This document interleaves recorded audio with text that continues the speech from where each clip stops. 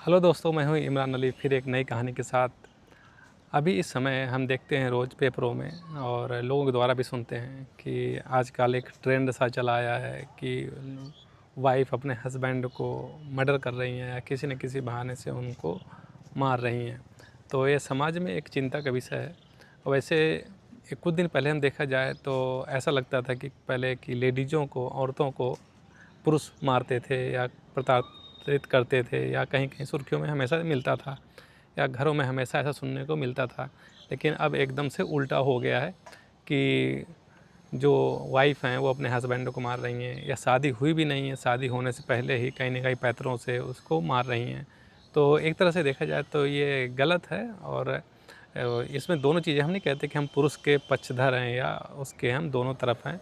और ये चीज़ जो हमें लग रहा है ना, जो चीज़ हो रही है सब, तो कहीं न कहीं आपस में अंडरस्टैंडिंग की वजह से या हमारे दिमाग में, या हम उतना सोच नहीं पा रहे हैं कि पहले के लोग क्या होते थे, बहुत हर चीज़ में एक शर्म रहती थी, लिहाज़ करते थे एक दूसरे की, बड़ों का भी, लोगों का भी। और ये मर्डर-वर्डर कहीं अगर हो जाता तो ऐसा लगता था कि बहुत बड़ी बात हो गई है। आजकल तो लोग ऐसा हैं कि मर्डर करने के बाद भी उसी के पास बैठे-बैठे मोबाइल चलाते रहते हैं और खाते-पीते हैं, सोते हैं और अपने बॉयफ्रेंड के साथ एन्जॉय भी करते रहते हैं। तो कहीं न कहीं आज जो डर है और ऊपर वाले का, जो भगवान का है, उसका भी डर ख़त्म हो गया है।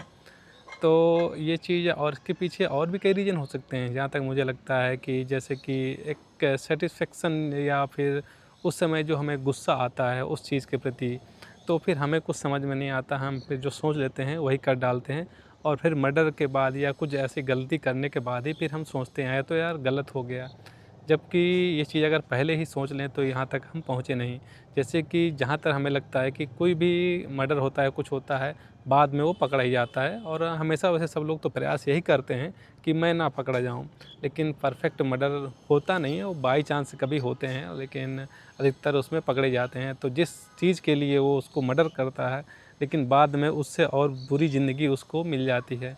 बाई चांस अगर देखो वो साथ में रहता, कुछ करता, तो लड़की या लड़का जो भी है साथ में रहता तो अच्छे से जीवन यापन करता। और छोटी-मोटी समस्याएँ तो सबके जीवन में आती रहती हैं, लेकिन आपको जेल तो नहीं जाना पड़ता, समाज में कलंक तो नहीं लगता और ना आपके पेरेंट्स के ऊपर कलंक लगता। और ये सब घटनाएँ होने के बाद जो पेरेंट्स होते हैं वो कहीं मुँह दिखाने लायक नहीं रह जाते और वो इंसान तो रह ही नहीं जाता। बट अगर बेशर्म होके कहीं भी घूम सकते हो, वैसे दिक्कत तो कुछ नहीं है, कहने वाले तो कहते ही रहेंगे।